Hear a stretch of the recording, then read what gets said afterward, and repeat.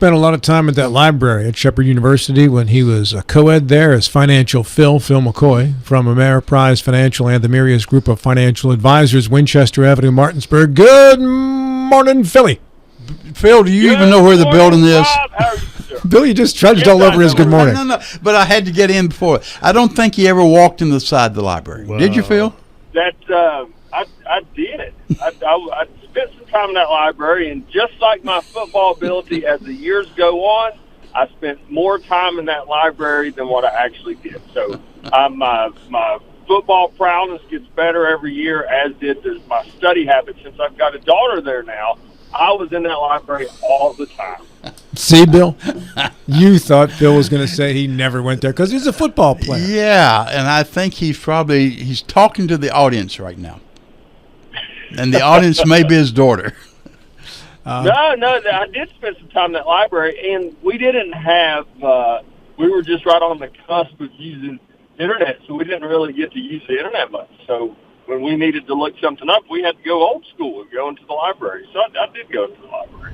You know, quite a bit. I went to Duquesne University between 1981 and 1985, and there was what was then known as the computer lab, where if you needed to use the computers for something, for an assignment or whatever. Yep. And then you got these, remember the telephone? Oh, I think they were 14K baud modems. And you dial that thing up and you put that phone inside click it into the modem. And there were like 4 or 5 computers for 14,000 students, whatever. It was pretty funny.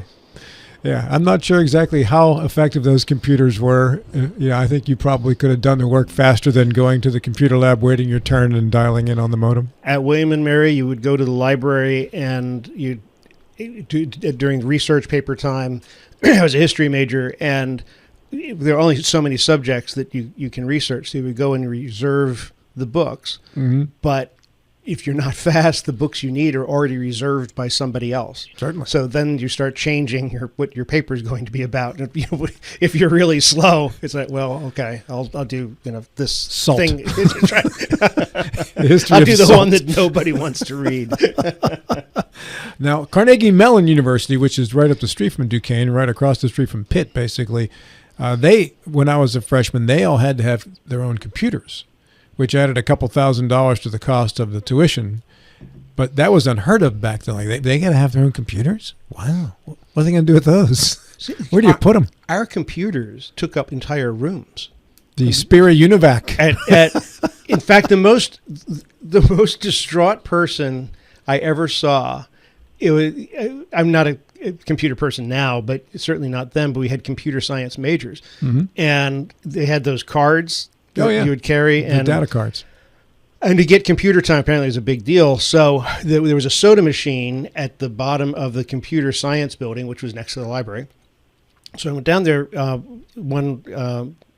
was late. It was like midnight, after midnight, and this exhausted girl was coming out of the computer room, and she had this enormous stack. I'm doing a thing. It's like 2 feet tall of these cards that are stacked. She turned the corner, and she lost control of them, and they went sliding onto the floor, and she just collapsed in grief. I mean, it was she just started to sob because she had organized all those cards. Yeah, and apparently the order is important. Yes, all those hole punches mean something. Yeah, so yeah. I didn't know what to do. You were studying Fortran, COBOL, and BASIC. That's what you were doing if you were a computer science major back then. Phil, let's talk a little football here. It was a pretty good weekend for the Shepherd Rams won a football game. That's 2 in a row for them. They beat Westchester. And then, of course, the Steelers and the Browns, while the rest of the division once again lost. Yes, it was a good weekend. I was actually at the Shepherd Ram game, and they probably should have, on the scoreboard, beat them worse than they did. But they look pretty good. They got some good running backs, some good defensive players, and so they're on 2 in a row. That's a streak, baby.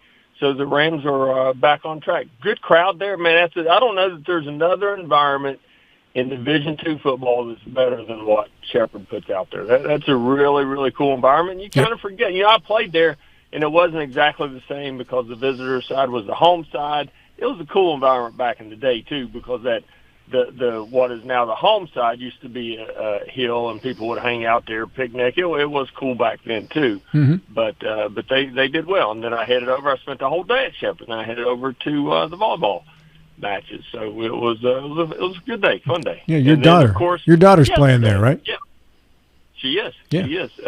And she's a third generation Ram, so she's doing well there. Volleyball team's doing pretty good, but it was a good day. All in all, a good day. What did you think of the Steelers-Browns game? I was tickled to death. Number one, I know it's the Brownies, and you can't expect, you don't get a lot of flowers when you beat the Browns. However, the Browns they do have a really good defense, and we almost never heard. I don't know that Myles Garrett, on paper anyway, made an impact on the game. He made an impact because of the game plan.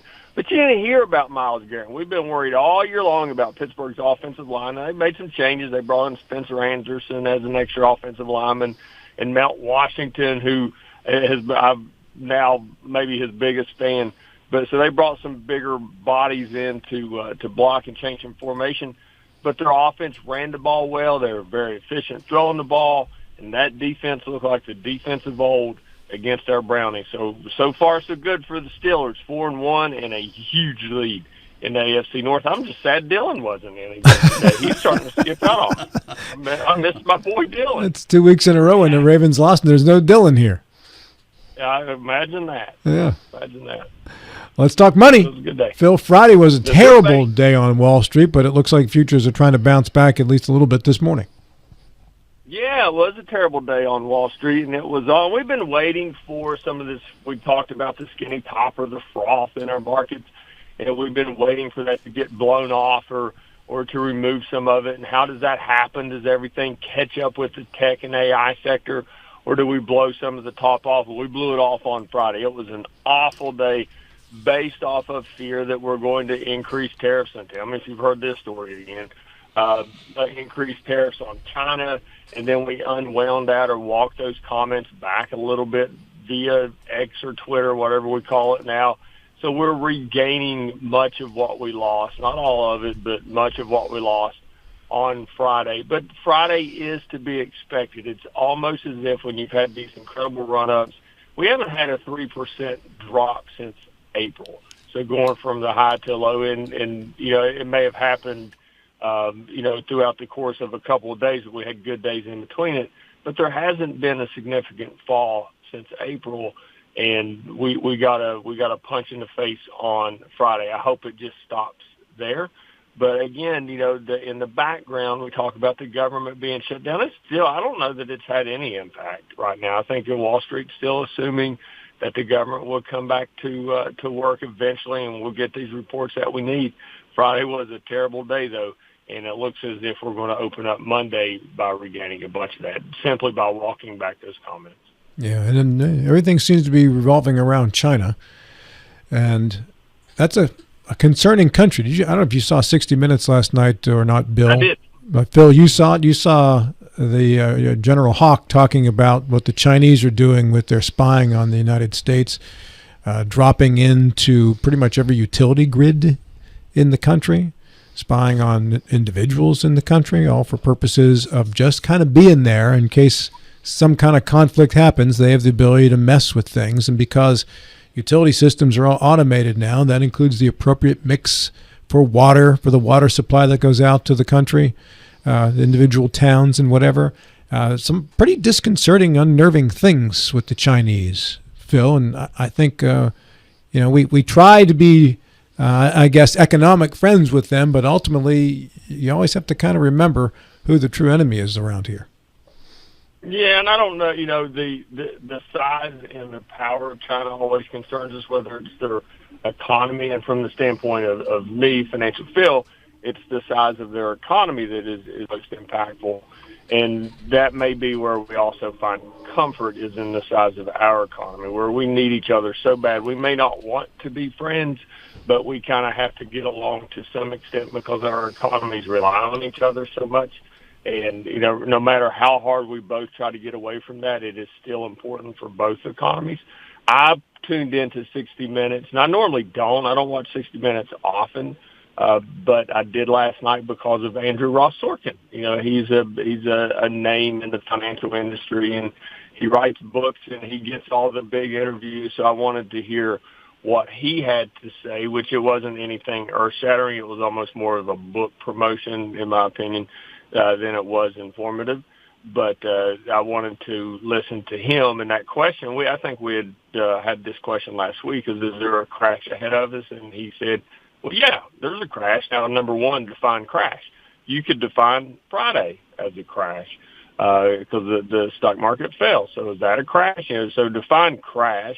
But he said, yes, it is coming. We just don't know when, and we don't know what the trigger is. And that's always the case when our markets get high and skinny tops and frothy and all the little adjectives we like to use.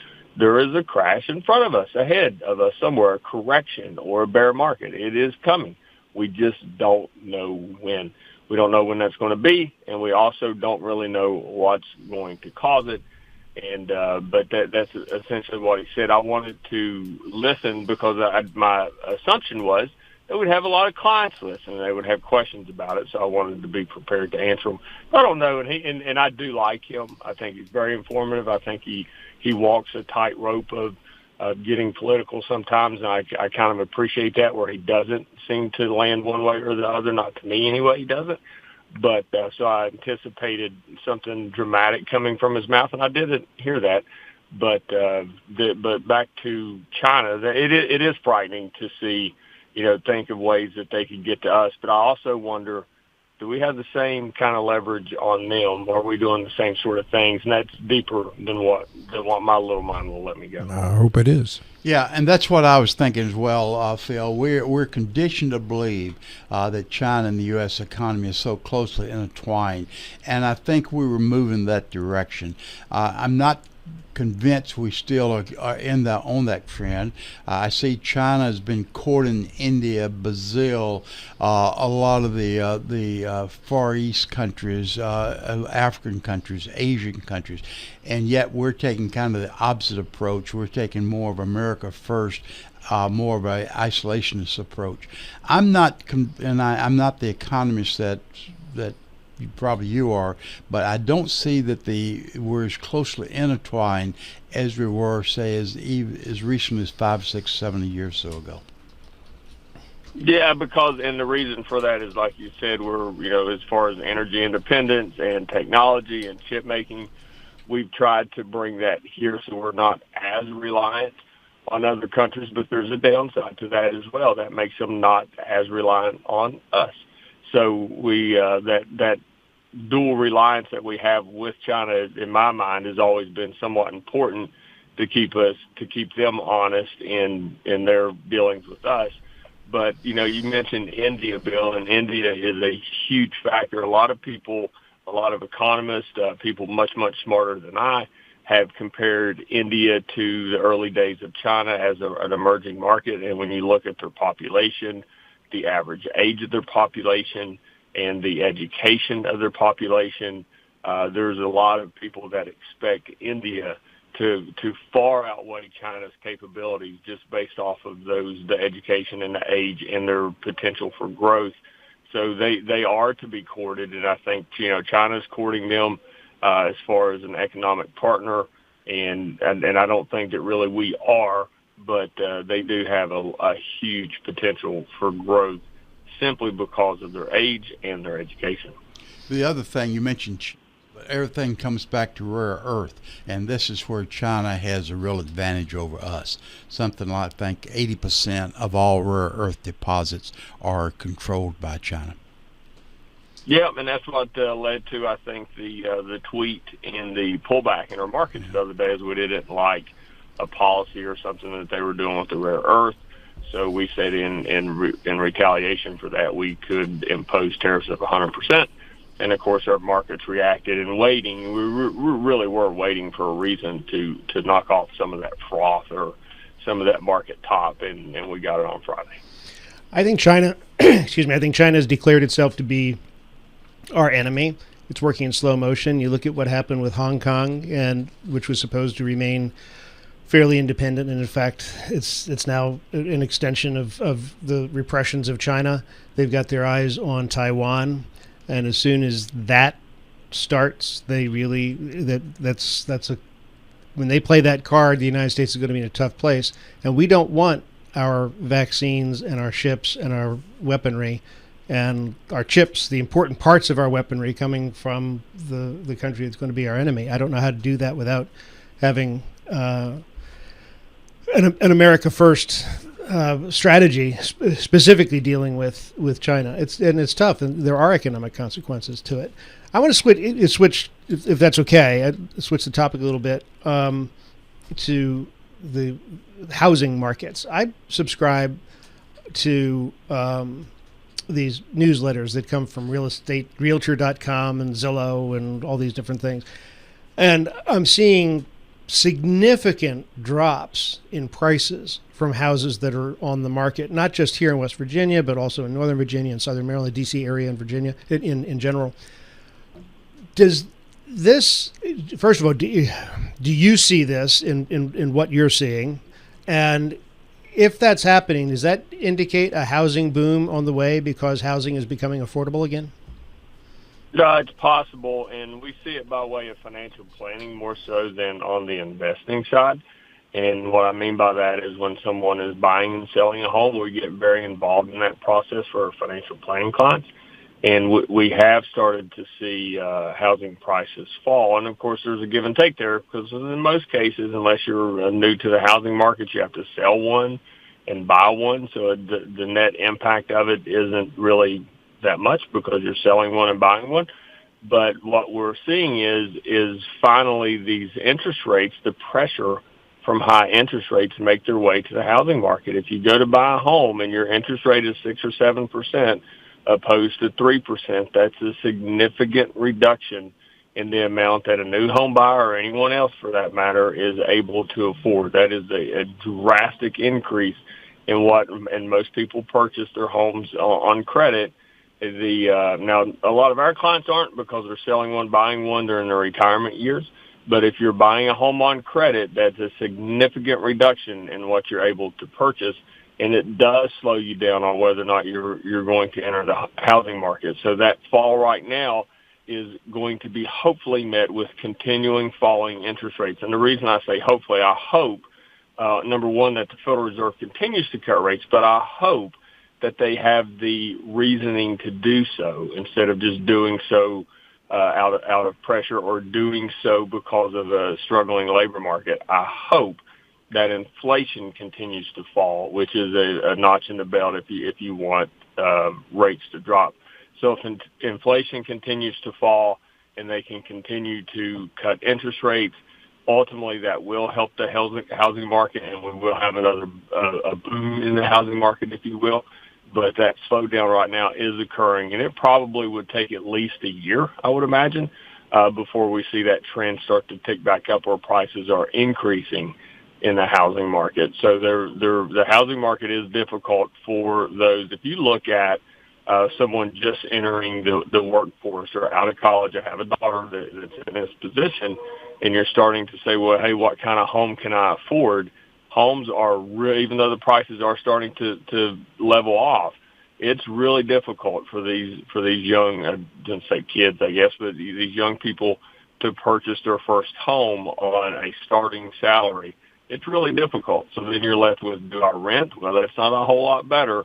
And where can I purchase this home? I think in some cases, that's why you're seeing a lot of this population growth in West Virginia from the surrounding states. They can't afford to live in Maryland or Northern Virginia. So they come here, it's driving distance, and we can afford the home, and then we'll work outside of West Virginia to have the increased income. Well, they had a stat on the Ramsey show last week that the average age of a first-time home buyer in this country now is 38.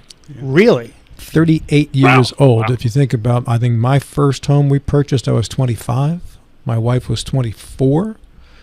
Our income was 70% of the value of our house. And if you think about the average value of a house now, you'd have to make about $200 and something thousand as a household to be able to afford a $300 something house if you put that same percentage of ratios together. And are there any $300 something thousand new houses being built?